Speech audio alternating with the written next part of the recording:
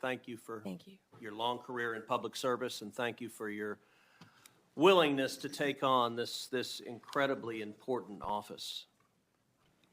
You know, I have to say, I don't know that there is a more important position in this new administration than the position to which you have been nominated, Attorney General of the United States. I thought the exchange just a moment ago with Senator Hirono was illustrative.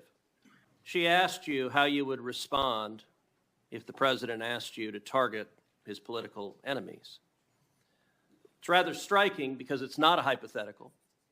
It has happened over the last 4 years. And I think perhaps the most tragic legacy of the Biden-Harris administration has been the politicization and the weaponization of the United States Department of Justice. And we don't need to ask hypothetically because Joe Biden publicly mused and allowed the New York Times to report it, calling on Merrick Garland, why will he not prosecute Trump more quickly? And Merrick Garland, sadly, he sat in that chair and promised to be apolitical, and he broke that promise almost the instant he walked into the Department of Justice. If you look on the west pediment of the Supreme Court of the United States, just above the entrance, there's a simple yet profound four-word phrase, equal justice under law.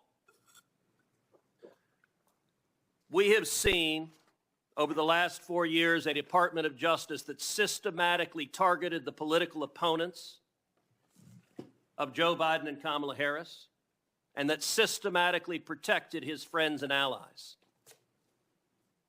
And it is tragic to see the loss of confidence in the American people, in the Department of Justice, and in the FBI. I would note, I don't think there's an institution in America who has lost more respect from the American people than the FBI has in the last 4 years.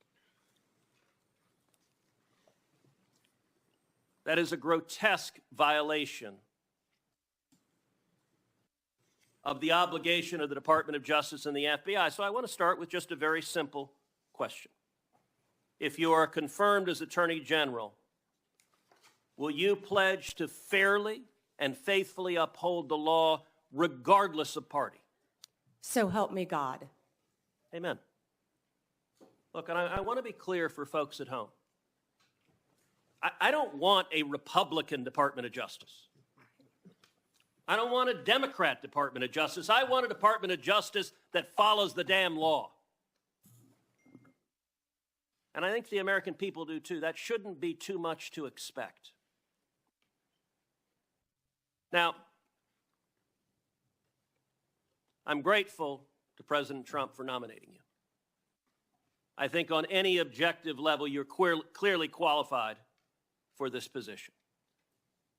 You have been a prosecutor for decades.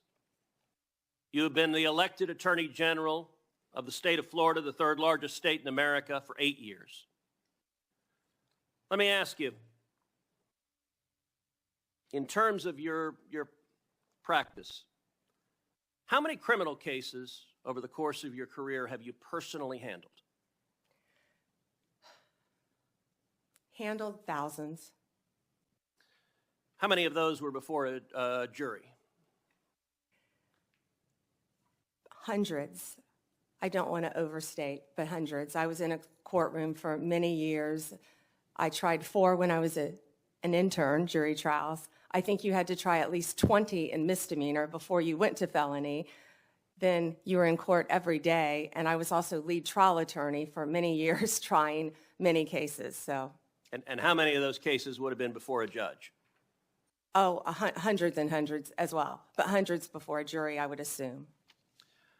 And as Attorney General of Florida, how many lawyers did you supervise roughly? Approximately 400, Senator. Now, I also want to clarify something. During the course of this hearing, several Democrat senators have referred to you as President Trump's, quote, personal lawyer. Now I don't believe that is an accurate characterization. As I understand it, you represented President Trump as a White House special advisor during his first impeachment trial. Is that correct? Within Office of White House Counsel, yes, Senator. And is working within the White House counsel's office different than representing Donald J. Trump individually as his personal lawyer? Absolutely. How's it different? You're working for the government. You're working for the office of White House counsel. You're not representing him in his personal capacity. And so you have not represented him in his business affairs, in his personal life, or in any of the criminal trials he has faced? No, Senator. And you know, when it comes to weaponization, it's worth noting that in more than 2 centuries of our nation's history, no president had previously been indicted, no president had previously been prosecuted until the Biden-Harris White House came along.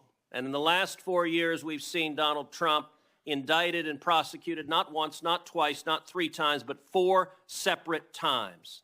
And 2 assassination attempts, Senator. I have to say, Javert from Les Mis would be chagrined at the efforts of Democrats to do anything possible to take him down.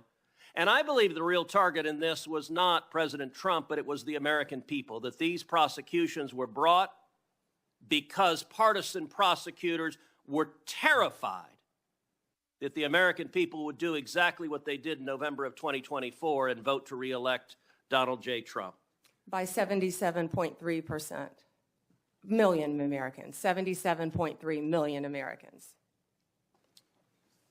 Will you commit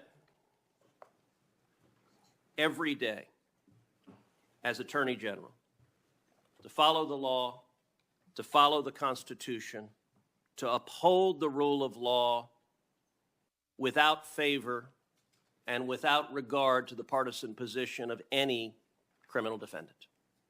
Yes, Senator. That's what we should all expect from an Attorney General. Thank you.